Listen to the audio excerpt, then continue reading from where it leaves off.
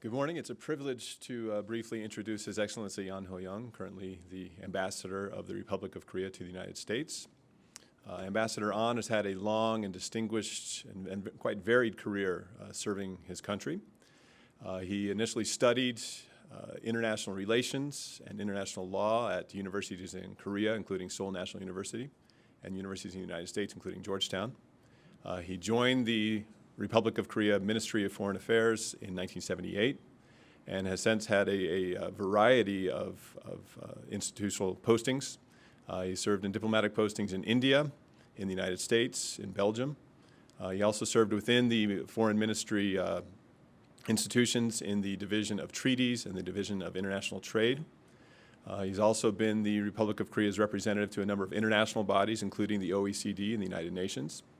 And most recently, he was the first Vice Minister for the now Ministry of Foreign Affairs and Trade in the Republic of Korea. He was appointed ambassador last year in May of 2013. The Republic of Korea and the United States have had a close, friendly relationship and alliance, indeed, for 60 years. Koreans and Americans, of course, have known each other for longer than that, from the first cases of Americans visiting the Korean Peninsula in the late 19th century, the first Koreans visiting the United States in a similar time, So Jae-pil or Philip Jae-sun being the first Korean to achieve American citizenship in the 1890s. So we've had a long relationship. But speaking as someone who is a fond observer of Korea, but also as an American citizen, I am grateful that we have someone so able and capable as Ambassador Ahn to help continue to manage this important relationship, and look forward to hearing what he has to say about that. So again, a pleasure to introduce His Excellency Ambassador Ahn Ho-young.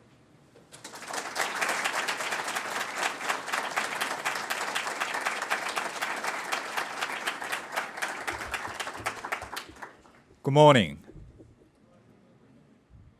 I'm not happy. Good morning. Good morning. I'm still not happy. Good morning. Good morning. Right. Thank you so much. Well, as a matter of fact, about 10 days ago, I was approached by Brigham Young University, and I was requested to come up with a title for my presentation today. And I said to myself, well, the title, in fact, it must be a good summary of what I'm going to share with you, but at the same time, the title, it must be colorful. Why? If the title is not colorful enough, then you wouldn't be showing up, right? So I just wanted to make it colorful. That's the reason why I said Indispensable Nation, United States in Asia. And I arrived about 5 minutes back. And then there were so many empty seats, see? So I said, well, maybe the title didn't work, right? And then it filled up.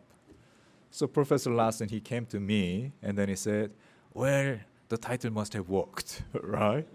But now I was watching your dean raising a question, how many of you have been to Korea? Almost all of you. How many of you speak Korean? Almost all of you. Now I know why. It is not because of the title, but because of your familiarity with Korea that you are here, right? But anyhow, thank you so much. This is a great day for me.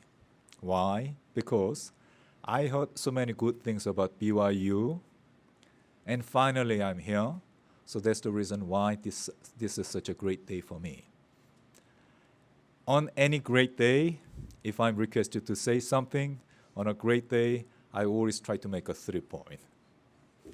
So let me just try to do the same thing. My first point, that is my admiration for a country called United States of America. And then let me try to start from 1978, when I first joined Korean Foreign Service. 78, I joined Korean Foreign Service, and then we were 50 of us, my classmates, we were 50 of us. And we were anxiously waiting to which division we were being assigned. And what was the first assignment for me in the Korean Foreign Service? That was the desk of the United States. And then the first country I came as a young diplomat, where was it? The United States, again United States, 1981. I came back again in 1990. I came back again in 2004. I came back again in 2013. I'm coming back again and again and again to the United States of America. Why am I telling you this? Because I've had more than ample share of mind to observe this country, United States of America, beginning from 1978. And then the more I understand about this country, the more I respect this country. Why? Is it because you are rich? Is it because you are big? What is part of the reason? It's a one good reason. Is it because I believe all those values underlying American society, liberal democracy, human rights, rule of law, openness, all of those values underlying the American society? Is it because I respect those values? Yes, I respect those values, but that's not alone. There is another very important reason why I respect this great country, United States of America. It is because you, each and every one of you, as an individual, and United States as a society, somehow you feel very responsible for what is happening all across the world. That's unique. Think about it. That's unique. No other country feel as responsible as you do about what is happening in other parts of the world. Let us just think about epidemic called Ebola. Ebola, it killed almost 5,000 people so far. And as a Korean diplomat, I feel responsible about it. But at the same time, when it comes to how you are responding to this epidemic as a nation, no country is responding the way as you do. You are sending 3,000 soldiers to fight this epidemic. You already allocated $100 million in order to fight this epidemic. No other country does it. So that's a good example. Another example would be Syria. And in Syria, over the past several years, more than 200,000 people were killed. It's terrible. I feel responsible. But as a nation, I listen to all those discussions you have in this country about what you should be doing, what you must be doing with respect to what is happening in Syria. Yes, in other countries, there are similar discussions. Yes, in other countries, they are trying to come up with something to help with the citizens in Syria, but not as seriously as you do in this country, the United States of America. So putting them all together, your capabilities, your values, your sense of responsibility, I, in fact, have observed all of those discussions over the past almost 4 decades, and that explains why I have such high respect for this country, United States of America. That's my first point. My second point, indispensable nation. Why United States is an indispensable nation in the international community today? For that, let me get back to 1990, when I came to the United States for the second time. When I say 1990, you could agree with me, it was a very turbulent time internationally. 1989, the Berlin Wall came down. 1999, Soviet Union stopped to be there. In other words, 1990 was the time of the end of the Cold War. Then I was in Washington, D.C. And the talk of the town in Washington, D.C. was, well, the old order is gone, whereas the new order. That was the talk of the town in 1990 in Washington, D.C.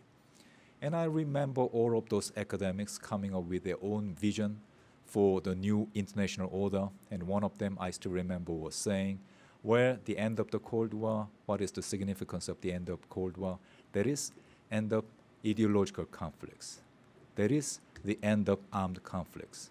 What remains for the international community? Now, the only thing which remains for the international community is to make money and live happily ever after. That was one view. After 20 years, we know that's not what is happening, right? And then another view was, well, that may not be the case. I mean, there are many conflicts. Conflicts arising from differences in religion, conflicts arising from differences in ethnic grouping, conflicts arising from different understanding of history, and all of those splits have been suppressed because of Cold War system. Now the Cold War is gone, and then because of that, all those conflicts, religious conflicts, ethnic conflicts, historical conflicts, they will be released, and then they will come to the surface. So it can become even more chaotic world. That was one view. And I was listening to all those views, and then what did I think as a young diplomat at the time? What I thought was, I in fact do not know how the world will turn out to be. But at the same time, whatever the new international order might be, what is important will be for the United States to continue to play the leadership role. That's what I thought as a young diplomat back in 1990. And I think the first test of US foreign policy in the post-Cold War world, I think it was Iraqi invasion of Kuwait. That happened in August 1990. And as I told you, I was working for the Korean embassy in Washington, D.C. at the time. I was very curious how United States would be responding to that Iraqi invasion of Kuwait. Would it say, now the Cold War is over, Iraqi invasion of Kuwait, I'm so sorry for the Kuwaitis, but it's your business. We have more important things to take care of in our country. So you just must work it out in the context of the Middle East. Was it what President Bush did? No, far from it.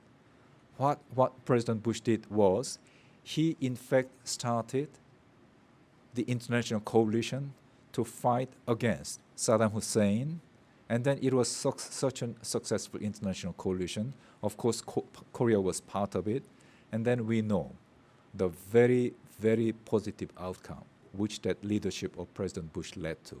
So that was in 1990. 1992, I just told you about ethnic differences, and then that was the time when all those different ethnic groups in former Yugoslavia, they were coming up for their national independence. So there was Slovenia becoming separate independent state. There was Croatia becoming separate independent state. There was Bosnia, who was trying to do the same thing. But Bosnia, they had enormous difficulty. And at the time, there was something called ethnic cleansing. Do you remember that? Ethnic cleansing. They were trying to wipe out the whole ethnic group. And then it was a very young Department of State official, whom I used to know at the time. It was that young man who came up with this terminology, ethnic cleansing. It was not something which was coined by a journalist or by an academic. That terminology was developed by a very young foreign service officer, American foreign service officer. And then United States, of course, was a very important part of international leadership to make it happen so that those ethnic differences will come to a positive outcome. So that was another very typical example of United States continuing to play a leadership role, even in the post-Cold War conflict, continuing to feel responsible, and then continuing to be a leader. And then it was in such a context that in the United States, the President of the United States, Secretary of the United States, began to use the expression indispensable nation. So indispensable nation is not something I coined for this lecture. Indispensable nation was a terminology which began to be used by your president, by your Secretary of State. And I listened to it, and I was greatly relieved. Why? Because it in fact was an answer to my question. And my question was, what is going to be the US leadership role in the post-Cold War context? I do not know what the new international order would be like, but I was very curious what the US leadership in the new international order would be like. And then I was seeing what the United States did on the occasion of Iraqi invasion of Kuwait. I was watching what the United States did in case of ethnic cleansing in former Yugoslavia. And I was hearing this new terminology, indispensable nation. And I said, as I already told you, I was greatly relieved. Why? Because I knew United States is going to play that leadership role, is going to continue to be a responsible actor in the international community, and is going to be an indispensable nation in the international order. That is my second point. My third and last point would be, what is implication of United States being an indispensable nation for Asia? That's my third and last point. And then for that, I will have to get back to 2011, when I used to be ambassador to, I used to be ambassador to 4 different institutions at the time, to the Kingdom of Belgium, to European Union, to NATO, and then Grand Duchy of Luxembourg. So I used to be wearing 4 hats at the time. It was a busy time, but not as busy as I am today as an ambassador to Washington, D.C. But anyhow, it was in 2011. Then again, I began to hear about this pivot to Asia. I began to hear about rebalance to Asia. And I told you, at the time, I used to be ambassador in Brussels. And I had a lot of European colleagues. And then they came to me, and then asked me, well, what do you think about this pivot to Asia? What do you think about this rebalance to Asia?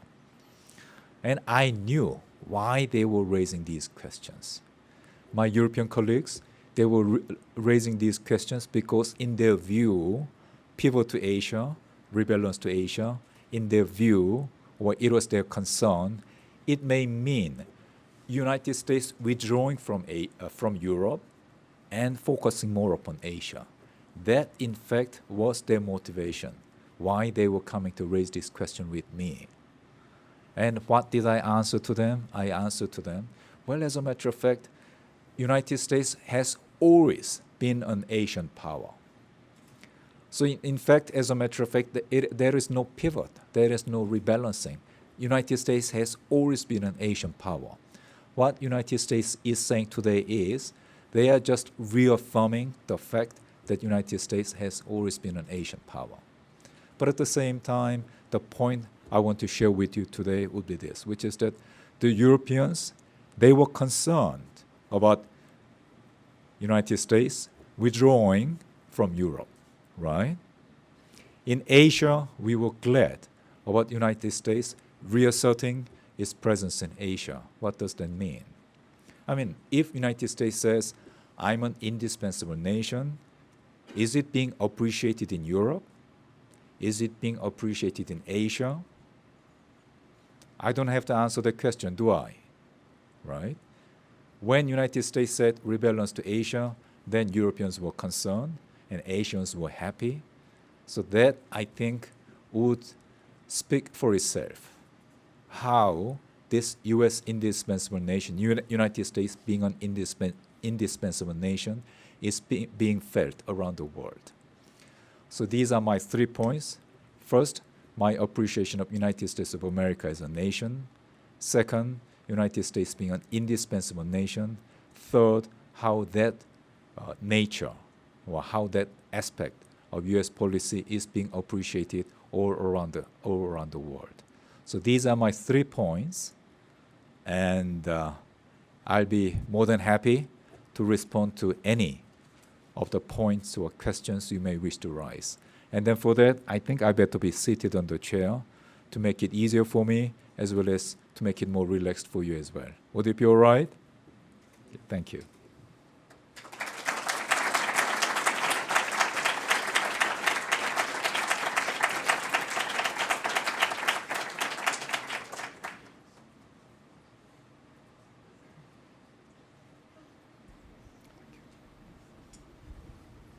I would invite you to not be shy. Please form a queue here at the wireless microphone. Can you hear me?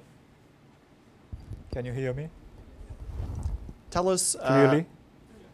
In the back. Are you all right? Okay, thank you.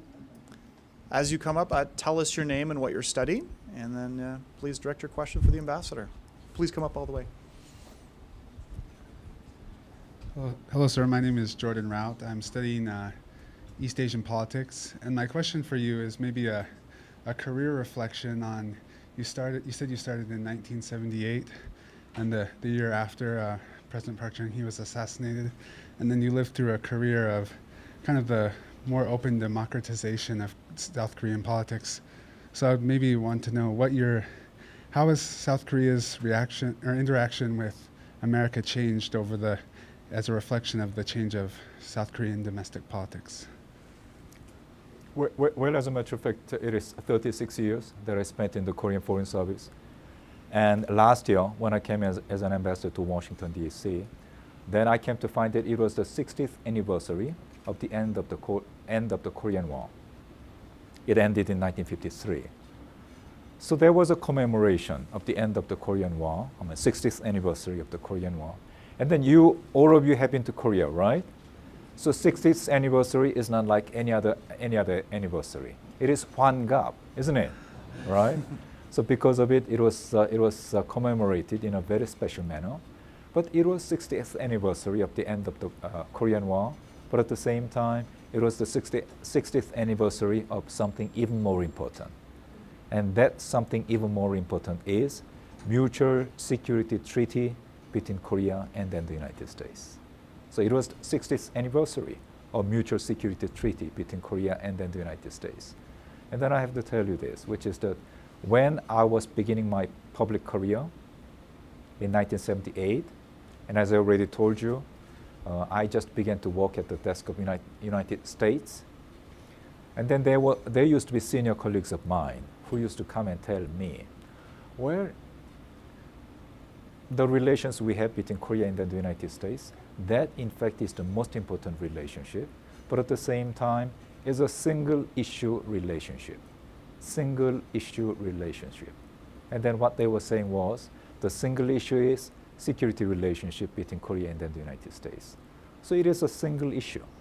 And then it's an important issue. Admittedly, it's an important issue. But at the same time, if it stands only one leg, then it cannot but be rather shaky. That was the concern expressed to me by a large number of my senior colleagues at the time. And then I was somebody new. And then when my senior colleagues were telling me they were concerned about Korea-US relationship being a single issue relationship, and then they were concerned, I said to myself, I must be concerned as well. But I have to tell you, it was premature. That concern was premature. Why? Because beginning from 1980s, the economic relationship became very, very important between Korea and the United States. And then as you rightly pointed out, I think it was beginning from 1987 that democratization of the Korean society and Korean political system, it became very, very conspicuous. And then it started in 1987, and by now it is one of the most vibrant democracy in the whole world. So in fact, for the past 36 years, when I used to work for the Korean government, I've seen it all.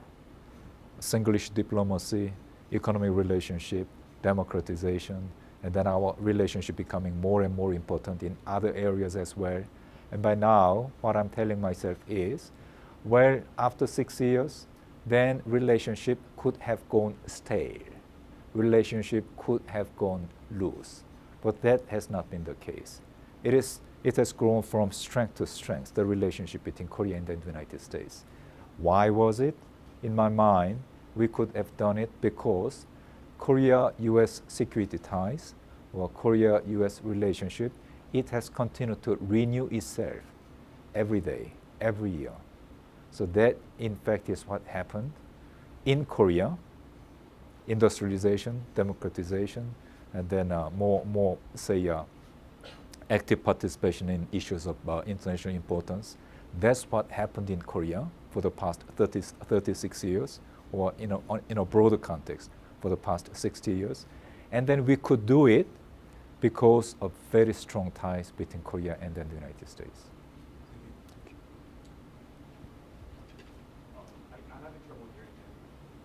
You are having trouble? Try moving that up a little bit closer. Well, I'll try to speak into the microphone. Please, go ahead. It's so great to have you here with us. I'm grateful for that. Thank you, Timothy. I had a question for you. Tell us your name. I'm Timothy Reiser. I'm an econ and applied mathematics major. And from what I understand, you come as ambassador in a unique position of being not a politician or a military expert, but a trade and economic relations expert, the first that I've heard in that position. And so I was wondering if you could comment on one of the main platforms of Park Geun-hye 대통령님's presidency, which is a creative economy. So they're trying to promote the rise of entrepreneurship in Korea. I was wondering if you could tell us what you view the main barriers to that as being. Well, Timothy, is a very loaded question, a very multifaceted question. So I just wonder where I should be beginning. But at the same time, the first point, it was about my career, having been an economic officer. And then I became economic officer out of choice. And for those of you who are interested in the foreign service career, I joined foreign service in '78. And then for the first about 10 years, I didn't have any precise idea about what I really wished to do in my foreign service career. But about 10 years, then I began to tell myself, I better specialize on certain subject. And by specialization, I could be of more service to my country. Then I just wondering what that specialization should be. And then somehow I said to myself, maybe international trade could be something in which I could be making more contribution. So I made a very conscious decision to become an economic officer. And then I worked in that area for almost 20 years. And then what happened in 2008, there was a global financial crisis in 2008. And then as you recall, it was around that time that G7 process transformed itself to G20 process. And then Korea joined the G20 process. And in the G process, the presidents, they appoint somebody as their representative, personal representatives. And somehow, it's a rather strange name, they call their personal representatives as Sherpas. And I was appointed as a Sherpa for the Korean president for the G20 process. And once I was appointed as a G20 Sherpa, then I was appointed as as a Sherpa for G7, because Korea was beginning to be invited as an observer to G7. And I was appointed Sherpa to APEC. I was being appointed to all different international economic organizations as a representative of Korean president. And I worked in those functions. And then what happened was, I became rather conspicuous in the Korean Foreign Service because of all those Sherpa roles I was playing. And then I think it is mainly because of it that I was appointed as an ambassador to European Union. And then, as I already told you, I was wearing 4 hats. And then I came to find that it was when you become an ambassador, then you cannot claim I'm an economic officer. You should be as multifaceted as you are, Timothy, right? So I had to be very multifaceted. I had to deal with security issues. Why? Because of my assignment as an ambassador to NATO. And then I had to work on cultural issues. Why? Because best way to sell your country, that is through cultural activities. So I had to be performing in all different areas. And then it helped me to work on security issues because of the fact that back in 1990s, I used to work as a pole mill officer. Pole mill, again, for those of you who are interested in foreign service career, pole mill stands for political military officer. So in 1990, I used to be a pole mill officer from 1990 over to 1993. And at the time, one very important issue in the pole mill area that used to be, or that was beginning to be, North Korean nuclear issue. So I worked on North Korean nuclear issue as well as bilateral security issue between Korea and the United States, no less than 3 years. And then that, in fact, when I had to switch from economic officer to multifaceted ambassador in 2011, that experience was very helpful for me. So if I have one piece of advice for those of you who are interested in foreign service career, I think 2 things, you should look at 2 things at the same time. First of all, you should really very conscious about specialization, because without specialization, you will not be very helpful for the country or for the government you work for. But at the same time, it really helps you to always keep your interest broad. Because after I have worked on North Korean nuclear issue from 1990 up until 1993, even if I switched from pulp mill issue to economic issue, I just continued to keep myself abreast with the pulp mill issues as well. So when I had to, come back to a broader foreign policy issues, it was extremely helpful. So it may be a tall order, but at the same time, if you are interested in international issues, I strongly advise you to come up with one area of specialization and keep your interest broad.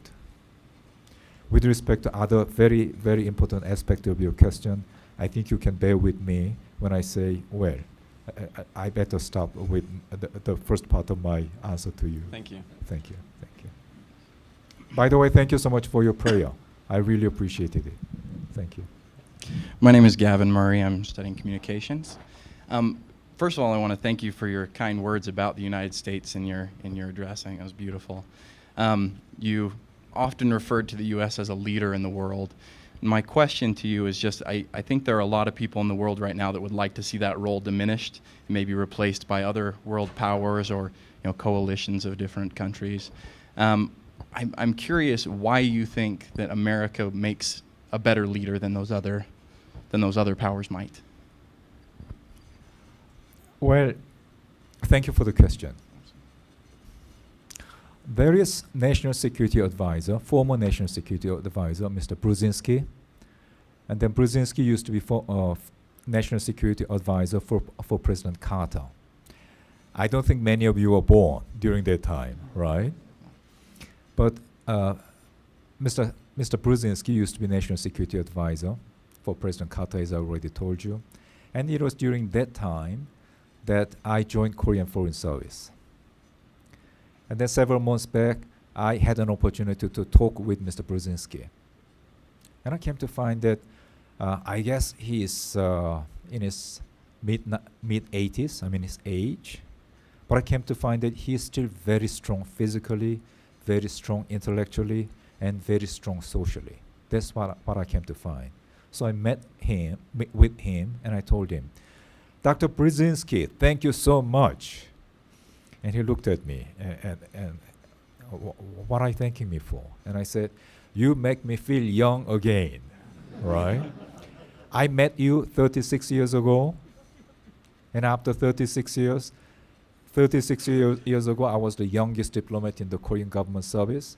Now, after 36 years, I'm ambassador to United States of America. Now, after 36 years, you are as strong as ever, physically, intellectually, otherwise. I must thank you, right? And then we began to talk, right? And then he said, when United States becomes weak, the world will become chaotic. And I listened to him. And I said, well, Dr. Brzezinski, I agree with you. In the first place, I agree with you. But secondly, the conditional clause in your statement, when United States becomes weak, I don't think it is going to happen at all. And then evidently he looked happy. So he said, why do you think so?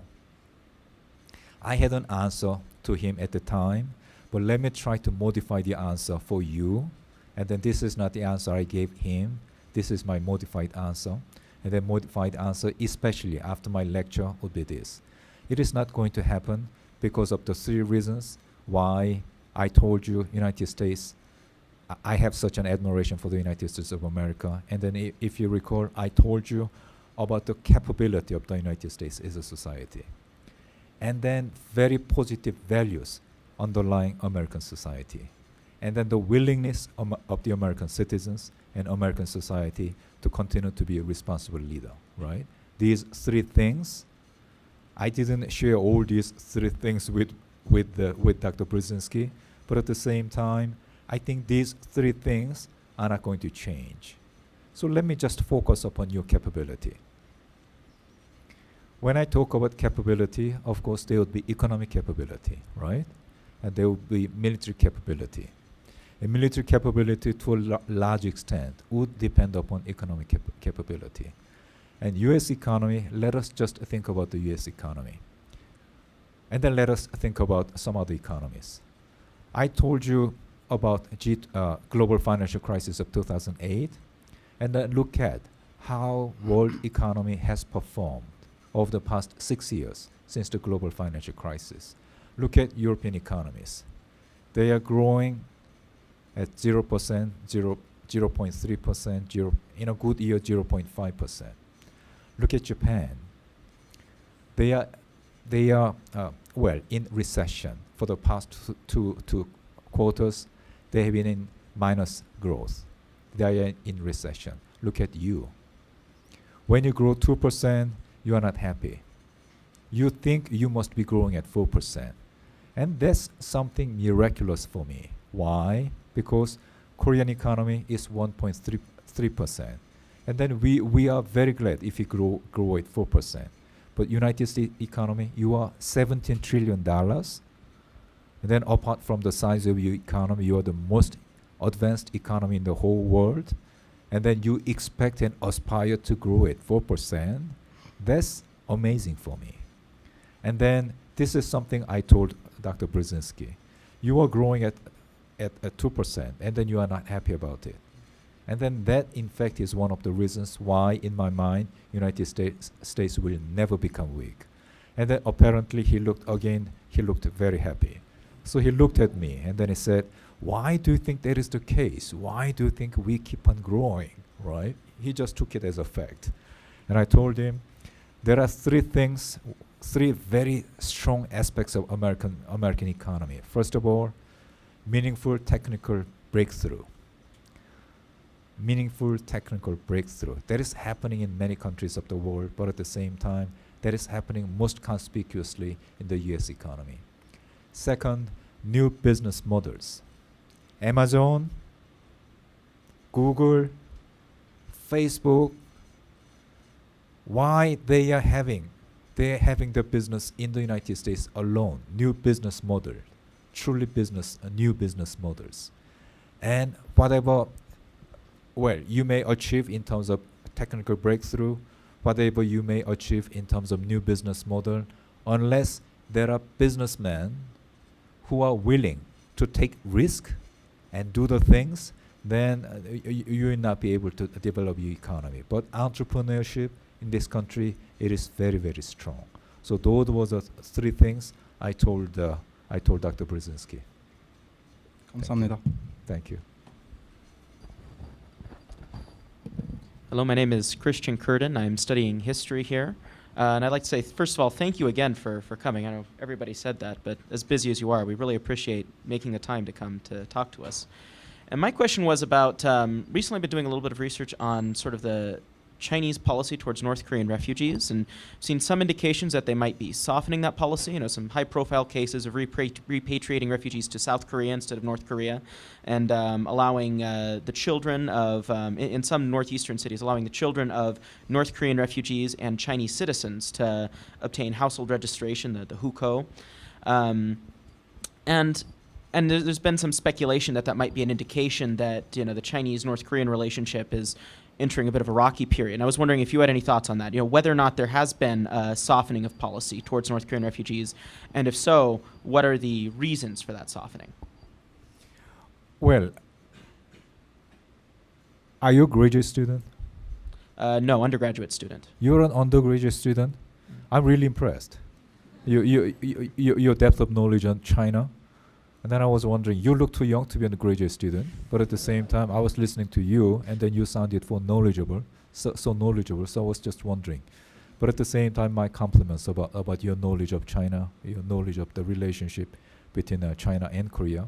But at the same time, it is all right for you to say all of that about new Chinese policy when it comes to North Korean refugees, and then it is all right for you to say this important change, which apparently seems to be taking place between China and North Korea. It is all right for you to say that as a student.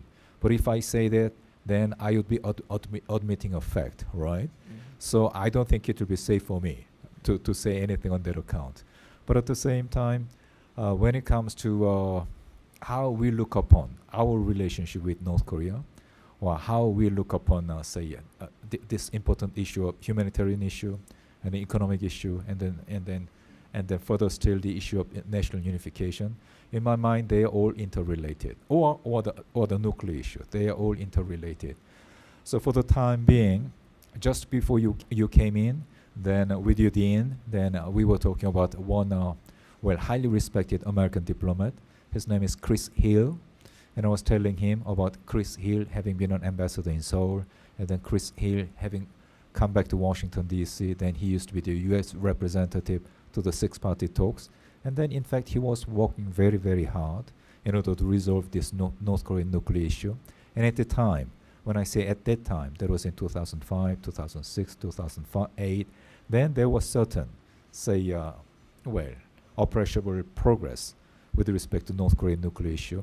But since then, beginning from 2009, there was an expectation that democratic administration, democratic government would be able to make further progress in order to resolve the North Korean nuclear issue, but that did not turn out to be the case.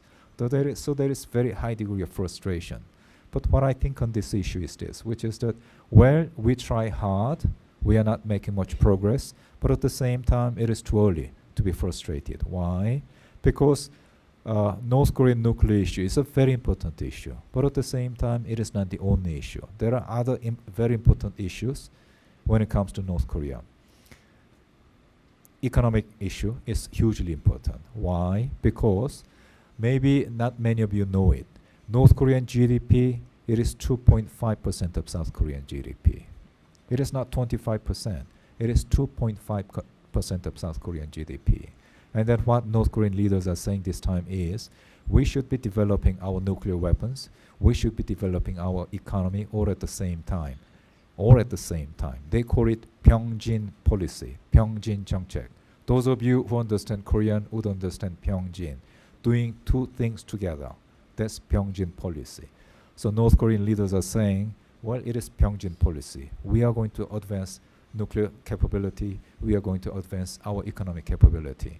And then what we are telling North Korean leaders is, sorry, it is not going to happen. Because so long as you are obsessed with your nuclear development, then no seriously minded country anywhere in the world is going to work seriously with you for your economic development. Get out of your dream. It is not going to happen. So economic issues is very important. You mentioned about humanitarian issue and the North Korean refugee issue. It's an economic issue in a sense. To a certain extent, they are economic refugees. And then, to a certain extent, it's a humanitarian issue. It's a tragedy. Humanitarian tragedy. So it's a humanitarian issue. And then cultural divide between Korea, South and North Korea, it is getting deeper, it is getting wider with every passing day. So how to get over this cultural divide between South and North Korea, that's again a very important issue. So we should be looking at all these different issues in a comprehensive manner. And then if we could make certain progress in certain areas, then down the road, then I think it will have, all of these developments would have positive impact upon nuclear issues as well as on North Korean refugee issue, as well as this relationship between China and North Korea. But thank you so much for your very learned question, and then I hope that you will keep on doing your studies in Asia, as well as on Korean Peninsula. Thank you so much. Thank you. We're out of time, but we'll take one more question. Hello, my name is Heegon Che from Daegu, Korea, and I'm an econ major. My question is about the upcoming switch of wartime command control from the CFC, Combined Forces Command General, switching over to Korean General when it's a wartime. It has been a sensitive issue to both countries. I'd like to ask your opinion on, would that be still a mutually beneficial option for both South Korea and North Korea? And if that's the case, what are the significant big change in the military budget for South Korea? Because South Korea's already have a huge budget for the defense and the military. What are your thoughts on that? Well, I think military capability must be there. Sufficient military capability must be there to respond to these security threats arising from North Korea. And when you say security threats, then of course security threats arising from weapons of mass destruction, security threats arising from conventional weapons, security threats arising from very unpredictable nature of North Korean leadership. All of these put together, they form security threat. So I think the first thing any government, any responsible government must ensure would be the security of its own nation. So I think so far as Korean government is concerned, I think we should be working on it. And then what are the tools we have? What are the options we have? As you rightly pointed out, I mean this further purchase of military equipments, that I think is very important. State-of-art technology fighters, as well as say reconnaissance facilities, as well as artillery. We should be having sufficient military capabilities to the extent economically feasible. And then this combined military structure between Korea and then the United States, it is something unique in the whole world. And then for the past 60 years, and then more precisely since 1978, when we started this combined forces command structure between Korea and then the United States, it has worked very, very well between Korea and then the United States. And you are right in the sense that we have been talking about modifying this combined forces command structure, and then have tried to do it by certain date. We have been talking about 2012. We have been talking about 2015. But in the first place, it should have been based upon condition rather than any specific calendar date. Why? Because what is important is to ensure those conditions have been met. But somehow we have been in a hurry, and then we have been coming up with certain calendar dates. And then finally, what we agreed upon through security consultative meeting several weeks back was finally agreeing between Korea and then the United States, this modification of combined forces command structure, it must be done based upon upon satisfaction of conditions. So that I think is a very positive progress, development, in order to ensure the security for South Korea. And we should be looking at all these different tools we have to ensure the national security for South Korean citizens. Okay. I like your hairstyle. Thank you. Save shampoo money. Right, thank you, thank you. Thank you very much, and please join me in thanking Ambassador Ahn for his comments today. Thank you.